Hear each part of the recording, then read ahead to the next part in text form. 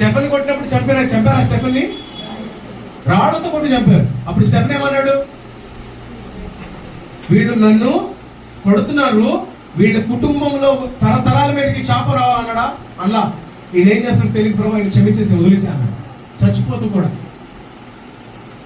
కానీ మనం మనుషులం, పక్కింటోడు మన గురించి ఏమైనా మాట్లాడుకున్నారని ఇంకో వాళ్ళు వచ్చి చెప్పారంటే అయిపోయినట్లే. ఇంకా మన నోట్లో ఎన్ని ఉంటాయంటే అన్ని ఉంటాయి లేవా?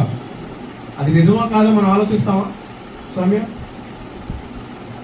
జాషువా అన్న గురించి నీకు ఎవరో చెప్పారు, జాషువా అన్న అక్కడ సిగరెట్ తాగుతాడు, అప్పుడు నువ్వేమనాలి?